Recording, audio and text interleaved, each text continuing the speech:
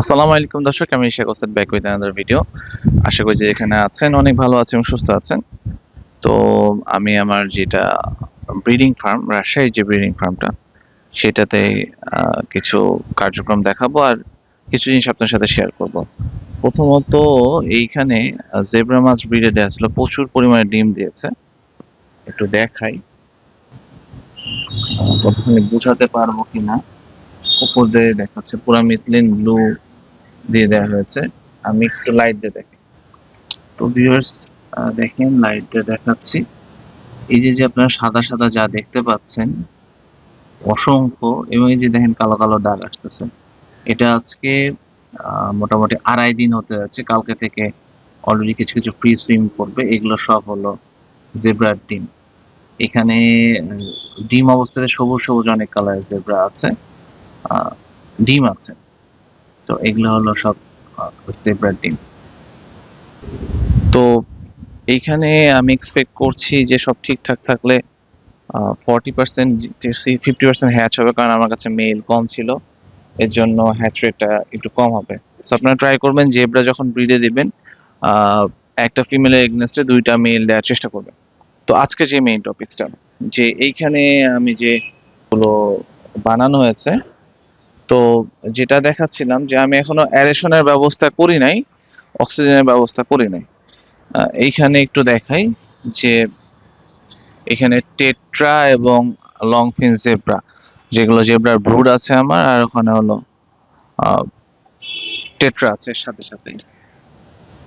তো এইখানে দেখেন যে অক্সিজেন ছাড়াই মাছগুলো আছে। ইভেন এখানে পোলার প্যারট আছে, এবং এখানে হলো জুয়েল চিকলেট আছে। এইদিকে বেটার সেমি অ্যাডাল্ট, এগুলো বড় হচ্ছে। হ্যাঁ, থিমেটিকটা হলো এইটা, যে অনেকে বলেন যে অক্সিজেন ছাড়া মাছ পালন করা সম্ভব কিনা। অক্সিজেন ছাড়া আসলে ফিশ কিপিং করা যায়, যদি স্পেসটা বড় হয় এবং স্পেস অনুযায়ী যদি ডেনসিটিটা, প্রপোর্শনটা ওকে থাকে। অক্সিজেন ছাড়া যখন আপনার ট্যাঙ্কে প্রচুর পরিমাণে পানি আছে, তবে আমার এখানে কিন্তু পানির ঘনত্বটা তুলনামূলক কম, ঠিক আছে। তো পানির ঘনত্ব আবার যদি অনেক হাই ডেনসিটি হতো, সেক্ষেত্রে দেখা যাচ্ছে যে মাছের সাঁতার কাটার ক্ষেত্রে অক্সিজেনের পরিমাণটা বেশি লাগতো। পানির গভীরতাটা কম দেবেন, সোজা কথা। হ্যাঁ, পানির ভলিউম বেশি থাকুক, মানে পানির পরিমাণ বেশি থাকুক, বাট গভীরতাটা কম দিলে মাছের জন্য সুবিধা হয়। তো যেটা বিষয় যে আহ, অক্সিজেন ছাড়া ট্যাঙ্কের সাইজ যদি বড় হয়, মাছের ঘনত্ব সে অনুযায়ী যদি ওকে থাকে, তাহলে ডেফিনেটলি আপনি অক্সিজেন ছাড়া মাছ কিপিং করতে পারবেন। তবে আমি সাজেস্ট করব অক্সিজেন একটা সেফেস্ট অপশন। অক্সিজেন মিন্স যে অক্সিজেন দিচ্ছেন তা না, এয়ার পাম্প, অ্যারেশন সিস্টেম, যেটা পানিকে দেখা যাচ্ছে নড়াবে এবং হলো যে দ্রবীভূত যে অক্সিজেন গুলো সেগুলো পানিতে মিশ্রিত করবে বা উৎপাদন করবে। তো এখন যেটা আসলে মুখ্য বিষয়, যে যাদের কাছে ধরেন যে এরকম সিস্টেম নাই, বা এরকম ইলেকট্রিক লাইন তাদের যে জায়গাটাতে ফার্ম করছে সেখানে নিয়ে যাওয়াটা ডিফিকাল্ট, তাদের ক্ষেত্রে আমি সাজেস্ট করব যে যদি পারেন একটু স্পেস বেশি দিয়ে কাজ করেন, তাহলে পানিও কম দ্রুত নোংরা হয়। মাছের যে হঠাৎ করে অল্প পানিতে যে অক্সিজেনের ঘাটতিটা, সেটা অনেকটা কম হয়। এতে আপনার আর মাছটা অনেক বেটার থাকবে।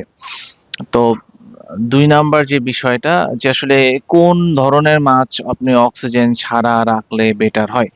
তো জেনারেলি ছোট ধরনের মাছ বলতে এটা বেটা ফিশ, তো ডেফিনেটলি গাপ্পিও সমস্যা হয় না, জেব্রা, টেট্রা, এই ধরনের মাছ, চিংড়ি, ইভেন লবস্টারের কোনো সমস্যা হয় না অক্সিজেন ছাড়া। পোলার, আমার এখানে দেখলেন পোলার প্যারা, জুয়েল চিকলেট, এগুলোরও সমস্যা হবে না। ইভেন কই কার্পেরও সমস্যা হয় না, গোল্ড ফিশেরও হয় না, যদি সেগুলো অল্প পরিমাণে, কারণ পুকুরে যেগুলো থাকে সেগুলো তো অনেক গভীর, মানে অনেক পানির মধ্যে থাকে। সো ওখানে যে অক্সিজেন দেওয়া হয় তা কিন্তু না, এয়ার পাম্প দেওয়া হয়। সো কম বেশি সব মাছ পালন করা সম্ভব, বা ছোট মাছগুলো এরকম সীমিত পরিসরে পালন করা সম্ভব।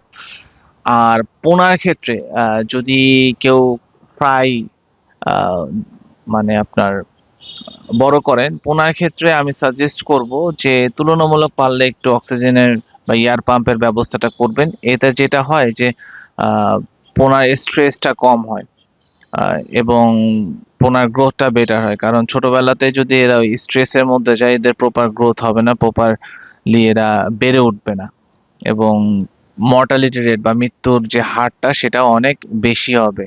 তো 3 নাম্বার বিষয় যে আপনারা যখন এয়ার পাম্প ছাড়া বা অক্সিজেন সিস্টেম ছাড়া ফিশ কিপিং করবেন, খাবারের যে বিষয়টা, এটা খুবই খেয়াল রাখবেন যে অতিরিক্ত মাছকে ফিড করাইলে, খাবার খাওয়ালে এরা কিন্তু এদের মেটাবলিক অ্যাক্টিভিটি অনেক হাই হয়ে যায়, বেশি হয়ে যায়, এবং এদের যে অক্সিজেনের যে গ্রহণের প্রবণতাটা, পরিমাণটা এটা অনেক বেড়ে যায়।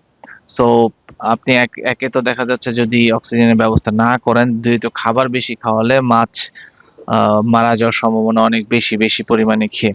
সো এরকম ফাংশনাল সিস্টেমে যদি আপনি করেন, তাহলে আমার এখানে এয়ার পাম্প এর ব্যবস্থা আছে, আমি ইচ্ছা করে এখনো দেই নাই, কারণ বড় একটা এয়ার পাম্প আমি খুঁজতেছি, যেটা আমার গোটা ফার্ম কভার করবে।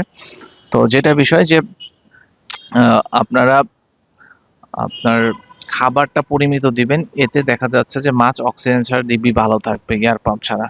বেশি খাবার দিলে মারা যাওয়ার সম্ভাবনা বেশি।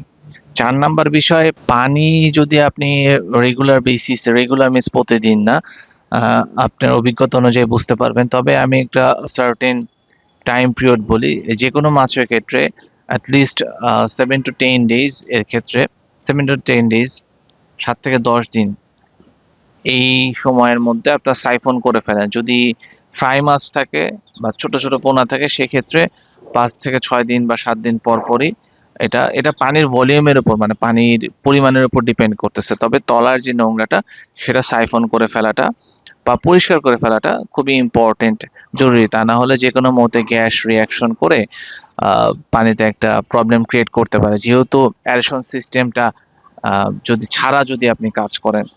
আহ, এবং লাস্ট বিষয় যে প্ল্যান্টস দিয়ে রাখতে পারেন, এটা আপনার পানির যে প্যারামিটার গুলো সেগুলোকে অনেকটা ব্যালান্সিং স্টেজে বা স্টেটে রাখবে, যেটা আপনার আর মাছে, একে তো জানেন যে প্ল্যান্টস অক্সিজেন দেয়, যদিও এটা রাতে অ্যাবজর্ব করে, তবে দিনের বেলা এটা অক্সিজেন দিবে আপনার মাছকে।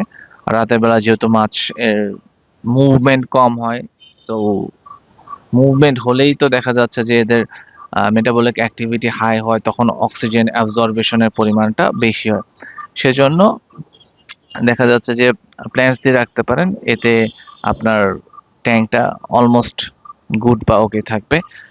সো ভিউয়ার্স, এই তো আপাতত এটাই। কেউ যদি এয়ার পাম্প ছাড়া ফিশ শিপিং করতে চান, এই বিষয়গুলো অবলম্বন করবেন, আম, তাদের জন্য বেশ ভালো ফলাফল পাবেন। সবাই ভালো থাকবেন, সুস্থ থাকবেন। আল্লাহ হাফেজ।